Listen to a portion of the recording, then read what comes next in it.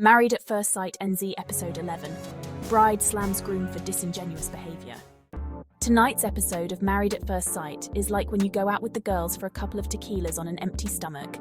Chaos, and a lot of texts the next day saying, "Hey, are we still friends? And OMG, did you hear what Jessie said about CJ? Thank God the show is sponsored by hangover food legends, KFC. You need to see that this process can work," John tells the lads as he walks into boys' night with Brett. Joe arrives at girls' night with Angel from season 1. The couple, who just welcomed their second child, are here to give the contestants some advice. Meanwhile, over at the boys' night, James asks Brett how he and Angel navigated living in different cities. Brett's advice? If you love her, you'll do it. Jessie and CJ's dramas unfold again. Jessie says, "She just seems to have these walls up." Mike demands, "What's your part in this?" Jessie is shaken, feeling like the victim. Mike says, "You both ran away, can you not see that?" Jessie starts agreeing with Mike. As the night winds down, everyone decides to head home, take off their heels and jump into bed. But just when we thought the evening was over, Sam decides to expose Mike. That's the thing about tequila shots.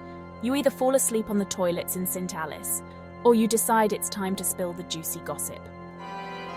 James told me not to say anything, but she tells Kara in the taxi home, and the subtitles reveal she's shown her a text. "Show us!" Kara exclaims, her interest piqued. Kara wakes up and chooses violence.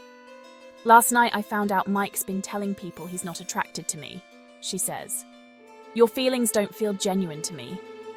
Mike's baffled. "I feel like you are not genuine and you're hiding behind a big persona." Jesse's exhausted all his friend options inside the experiment and has called in a mate from beyond MAFS. "Fights with CJ feel like a mind game," he says. "We fight. She says horrible things, I regret my words, and she victimizes herself." CJ reached out to Jessie but pulled out after learning some gasp-worthy information. Steph said Jessie asked the guys if they thought his wife was hot, then said, "You should see her without makeup." That's F***king disgusting behaviour. "I'm not putting up with a man-child who tries to put me down," CJ says. Before we find out her game plan to bring down her husband, the producers butt in and tell her if she really wants to make a spectacle out of it, she should absolutely do it at the second dinner party. Why keep it between two people, you know? Share with the group, let them have a show with their meal. We know Steph's already excited.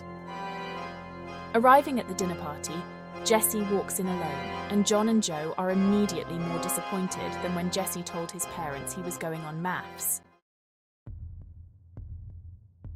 After having a hard talk to them and hoping things turn around, "This looks to me like it's fallen over," John says.